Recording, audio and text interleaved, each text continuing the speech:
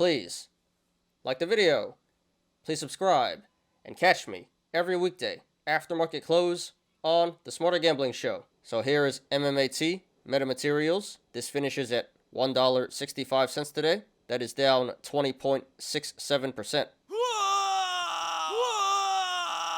And it's gone. So this made top 10 on StockTwits today, so we will analyze it. Haven't talked about MMAT in a while here. So there was a reason as to why the stock went down so much today. We did have earnings, so let's check that out. Okay, so EPS was negative 11 cents, which missed the estimate of negative 2 cents, so really big miss there. And then revenue was $2.29 million, which missed the estimate of $2.8 million. So slight miss on revenue. So very disappointing earnings, pretty bad. Looks like the market didn't like it, and this is why the stock is selling off about 21% here today. Not good. So let's go ahead and analyze. First of all, we do have a double gap down. First gap down is back here at around $14. And then the second gap down was created today back at around $2. So those are both bullish indicators. That is telling us that the stock should eventually come back up to $2, which will probably happen in the short term. And eventually $14, which honestly may take a while, but eventually that gap should fill. This also looks like a cup and handle in the making. Bottom of the cup being the yearly low, 138. And there are multiple possible tops. It could be 280, 313, 340, 430, 545, 665, 795, 1010, 1195, or even the high of 2175. A lot of cups within cups here. Huge possible cup and handle. A lot of upside potential. Although I do think the most realistic top would be 280, 313, or 340. But those are all bullish indicators. That is telling us that the stock should eventually come back up to one of those tops to complete the cup. And in the aftermarket here, this is at 168, so that's a bullish indicator. That is telling us that the stock should run to the upside tomorrow. And if you guys want to follow along, the link to the chart is in the description down below. So right now, this is trading between the sideways channel, the rectangle of 193 and 162. So if this goes to the upside, next levels of resistance would be 193, 226, 244, 279, 313, 339, 361, 380, 402, 430, 453, 488, and then 523.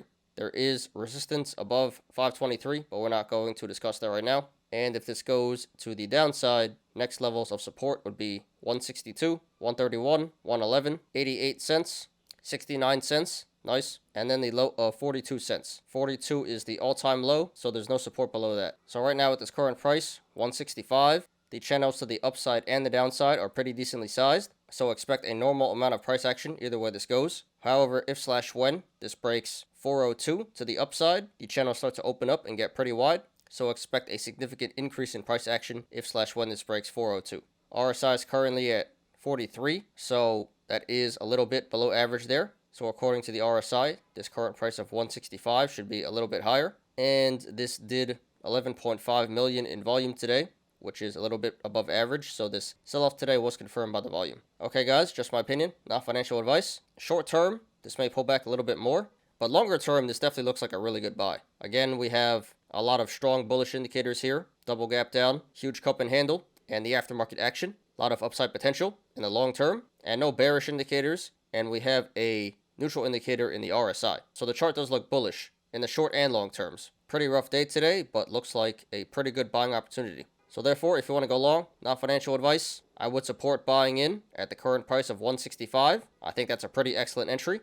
And if it pulls back, then you can just average down at the supports that I mentioned before. But this has already gotten beaten down very hard. This can only go down so much lower. I don't think it's going to go below the yearly low of 138, but there's not too much more downside potential and a lot of upside potential. So I wouldn't expect anything crazy to happen in the short term. This is not going to squeeze or anything, but longer term, this definitely has a lot of upside potential. So it looks like an excellent buy to me if you're in it for the long term. Now, if you want to go short, not financial advice, I would not do that, and I would not recommend that for the same reasons. A lot of bullish indicators, a lot of upside potential, no bearish indicators, and not too much downside potential. You should have went short a long time ago, anywhere in the teens to around $3. Here at 165, this is just way too late to go short. This is at a relative low and really can't go too much lower. Again, not too much downside potential. So you'd be shorting for not that much money and exposing yourself to a lot of upside risk here. So I would say going short here would be a high risk, low reward play.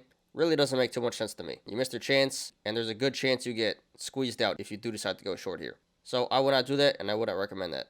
Please don't short this one, guys. So this one is pretty straightforward. Nasty day, but looks like a really good buying opportunity. Short term, this may pull back a little bit more, but longer term definitely looks like a good buy. So sorry to everyone who lost money in the stock today, and good luck to everyone currently in the stock and to everyone looking to take a position. This is MMAT, Metamaterials. Thanks everyone for watching today. I appreciate you guys. Please, like the video, please subscribe, and catch me every weekday after market close on the Smarter Gambling Show. You apes already know, diamond hands to the moon.